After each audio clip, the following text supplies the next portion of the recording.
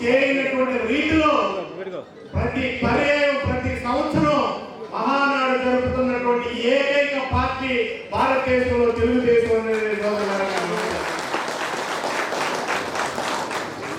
నందమూరి తారక రామారావు గురించి మీకు తెలియజేయలేదు. సినిమా నటుడుగా భారతదేశంలోనే ఒక ఒరవడి సృష్టించాడు. ఆయన ఏ చేసినా ఏ పాత్ర పోషించినా ప్రజలకు సంబంధించినటువంటి పాత్ర అందులో ఇమిడి ఉంది.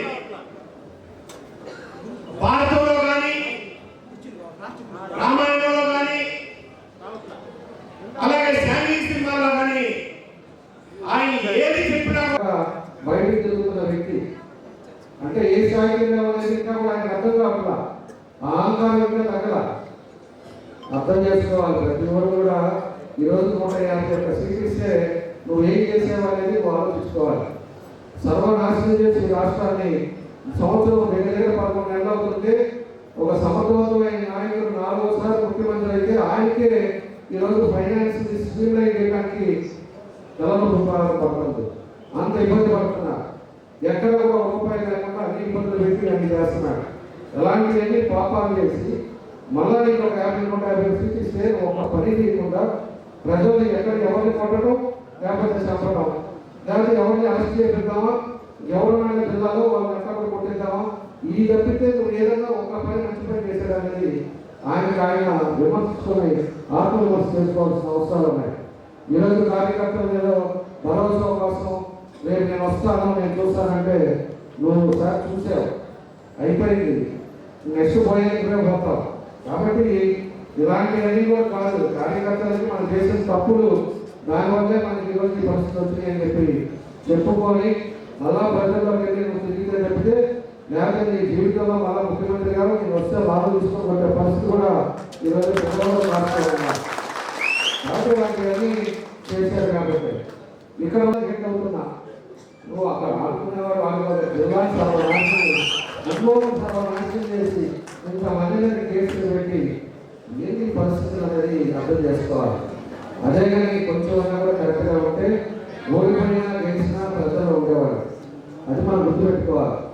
5 సంవత్సరాలు నేను మంత్రిగా ఉన్నాను ఎమ్మెల్యేగా ఉన్నాను వెళ్ళగలిగితే ఊళ్ళో పెట్టే పరిస్థితులు ఇవన్నీ కూడా ఒక లెసన్ అని చెప్పి కూడా ఆయన గురించి మాట్లాడుతున్నాం.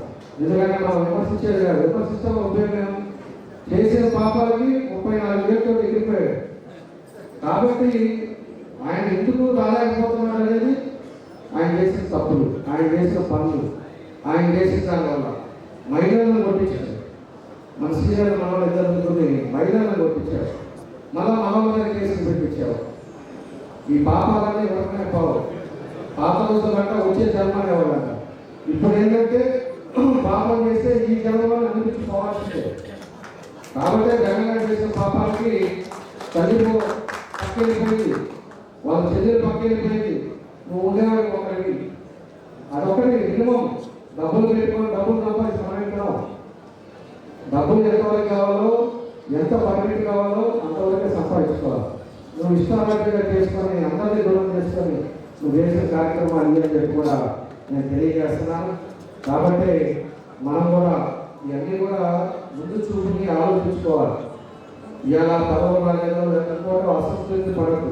నా వల్ల ఏది మాత్రం నేను ఖచ్చితంగా చెప్తున్నా, నేను రోడ్డు మీదకి వస్తా, తిరుగుతాం, ఖచ్చితంగా మనం అందరం కలుగుతాం, ఒంగోలు మార్పు అనేది తీసుకుంటాం. 8,000 మంది ఎవరైతే మన ముఖ్య నాయకులు మన కేఎస్ఎస్లో ఉన్నారో ఏదో ఒకటి మాత్రం నేను ఖచ్చితంగా చేస్తా. అవసరమైన నా సొంత డబ్బులుగా ఇచ్చేలాగా మనం కాపాడుకుంటాం. కాకపోతే ఓపిక అనేది మంచిది. పదవులు ఇవన్నీ అనేది శాస్త్రం కాదు, మనుషులు అనేది ముఖ్యం. మనం అందరం ఒక కుటుంబం అనేది ఒక గుర్తు పెట్టుకోండి.